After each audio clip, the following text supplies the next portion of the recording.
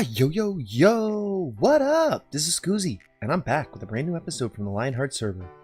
Now, last episode, we kind of took a little bit of a tongue-in-cheek approach to addressing our average view time on our videos. I do want to say, I was just having fun in that video. I'm not salty or anything like that. And I do realize it's an average, so some people accidentally click on videos, they watch like 3 seconds, and then they navigate away.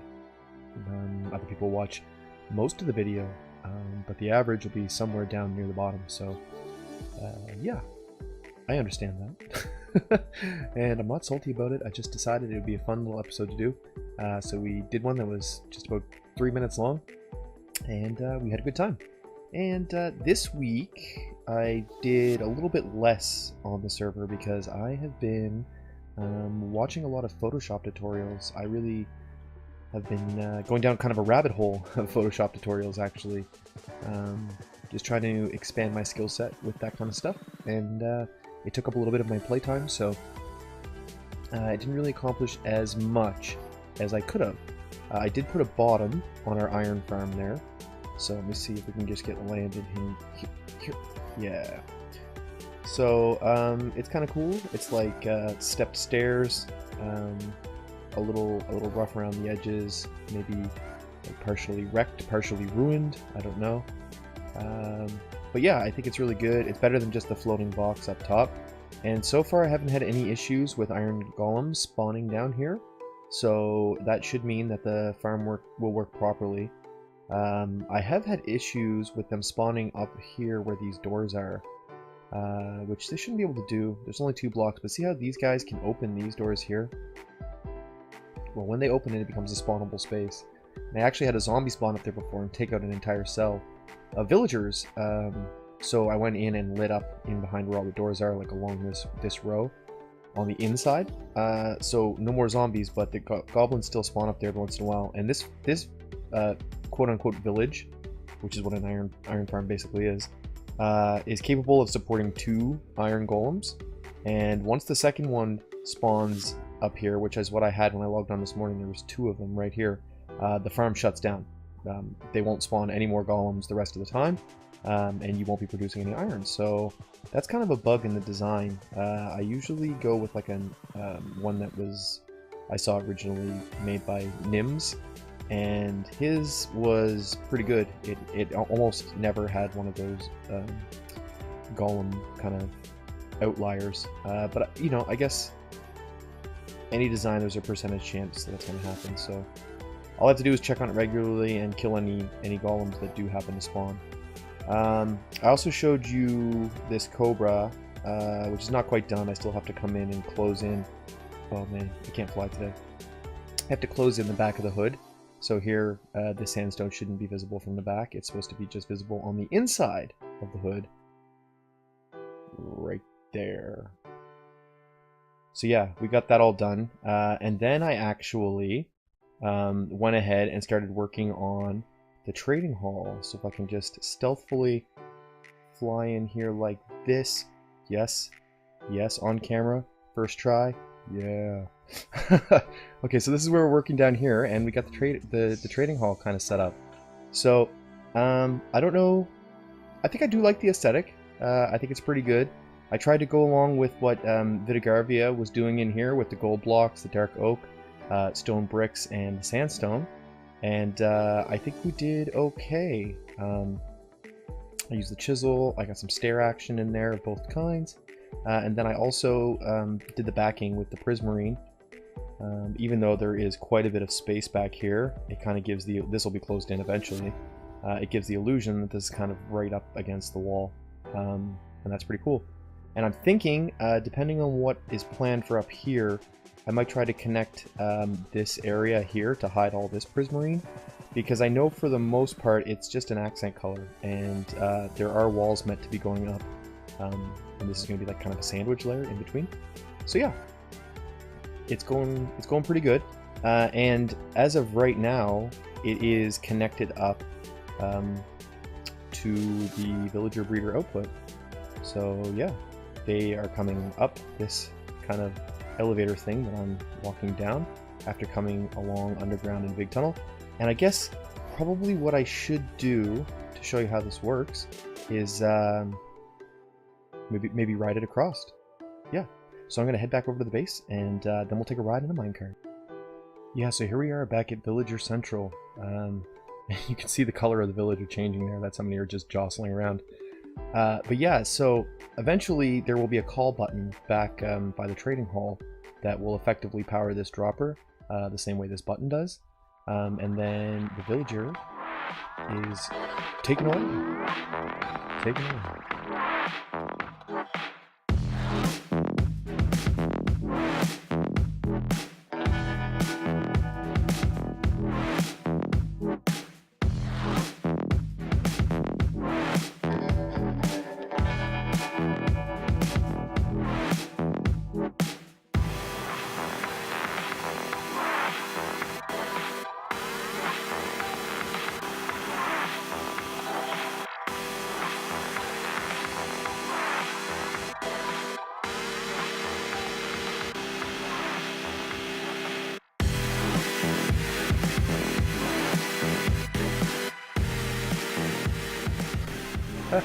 So there we go. That's the ride that the villager takes, and it's pretty incredible. Now, I guess I should probably take a moment.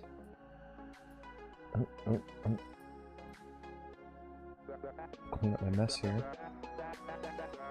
Yeah, I think I should probably take a moment, just in case anybody is not really villager savvy, villager trading hall savvy, and show you how this works.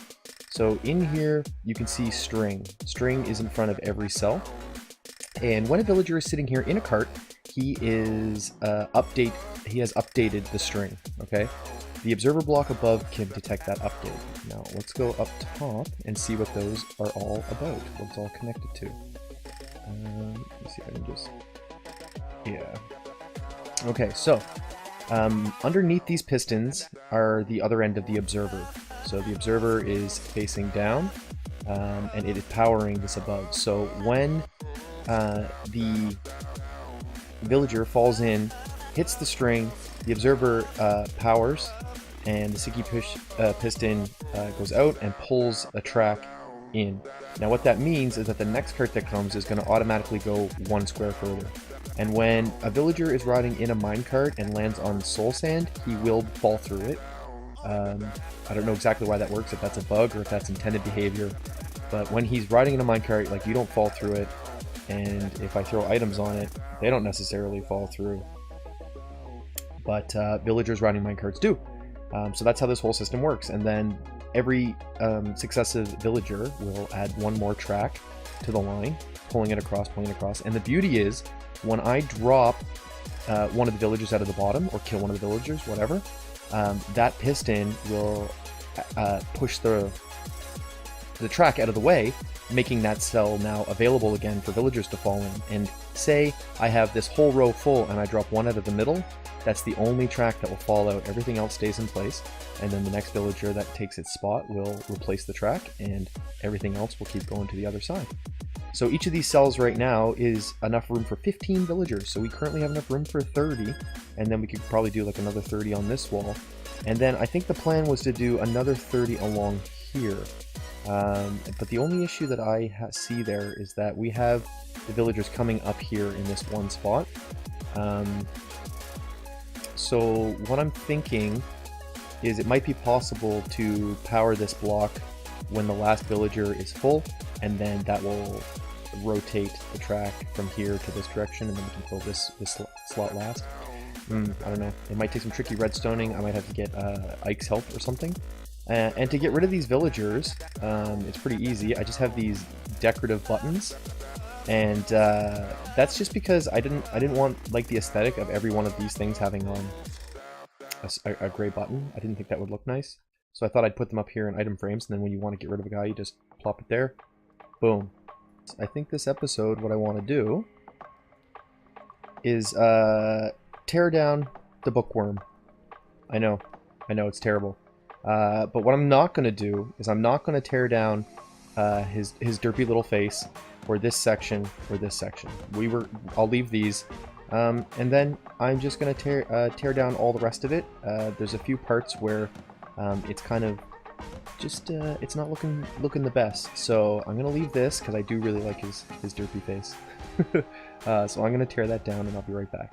All right, and Bookie McWorm is now gone, except for the derpy face, which I want to get a shot of here because you couldn't really see it from the book. And there we go. And there we are. Look at him. Oh, with his little buck teeth, glasses. I love it. One more thing we need to clean up here on the base is this thing that I never really talked about. It just kind of appeared in a video and was never mentioned. So back when I was trying to fix the original carrot farm, I thought if I moved the villager from his spot in the purple book as far away from the carrot farm as I could while still making it look like it made sense, maybe it would be far enough, but it wasn't. So what this was going to be was a candle. I did plan at some point to build some candles involved in this base, some big candles, but this was not a spot that I had wanted to build them, and it did kind of look a little weird when I put the cobra head in, that this candle was in behind, and so now I'm glad that I don't need it here. So the first step that I need to do is get this villager to his new old home. I guess, yeah, his new old home. So he should go down there, no problem. Yep, alright, perfect.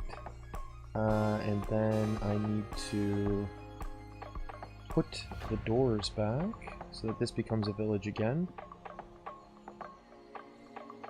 Like that. You're kidding me? Can't get across? Alright. And just nudge him back there. That should be good. Like that. Boom. Doesn't have to be pretty, it just has to work. And this will work. So now I need to get rid of these blocks. Get across here. Get rid of this block, which is purple. And then above the doors, I need glass. And let's see if I can get over here. How am I gonna do this? I have pearls, maybe I can pearl up here and still reach these blocks to get rid of them. Okay, like this. There we go! So Villager's back in his new old home. I moved it over one too far. There we go. I think.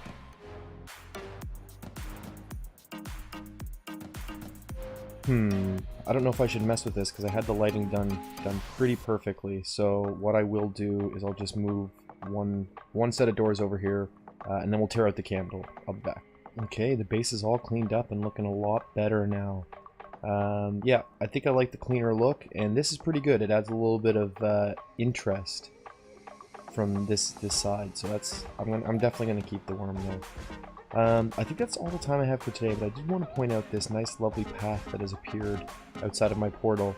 And if you follow it, you'll notice it goes all the way around the Dominion, connects up to this wonderful little hut that BrvtVs has built here. Definitely check out his video on that, because I think that would be an excellent replacement to the witch huts that the vanilla game has. You can also make it across his little lily pad bridge to his base off of this path. And then if you keep going along the path here, all the way around, you get a lovely view of the pyramid, the serpent temple, and it goes all the way over to close-ish to AZ's base. And I think it stops here because AZ has not quite finalized the front of his castle here. So he's going to do some terraforming here and probably put in some sort of entrance.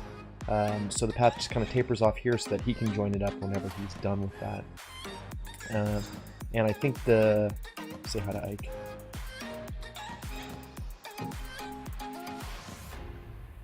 Yeah, and I think he did the same thing over by our portal so that we can connect it up to our base however we like.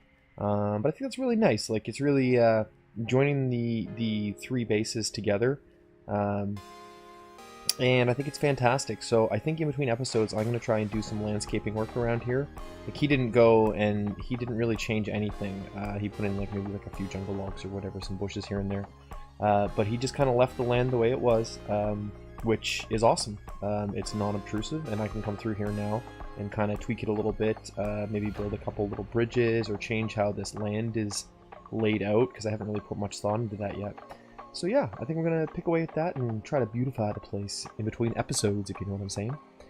But yeah, like I said, that's going to be it for me today. I'm sorry that this is kind of a weird video where we didn't really get a whole lot done, but like I said, I was doing all those Photoshop tutorials, and let me tell you, it took a lot of my time.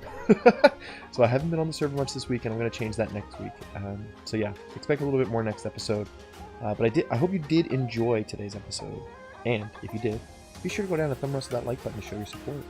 Subscribe if you're new here and you want to see how all the projects around here turn out. And also, I would like to plug our Discord once again, because it's a really cool place. The content creators of Lionheart server are awesome. They're friendly. A lot of them are really funny. And the Discord is a really good place to come and kind of just chat with us. You can show off your work to us and our other fans. And it's just a really good community, so come check it out. Also, Black Smoke won Lionheart Member of the Month last month for January. So congratulations, Black Smoke. Be sure to check out his channel and keep your eye out for when he posts his video where he unlocks his loot crate, because the loot crates are crazy. I'm not gonna lie.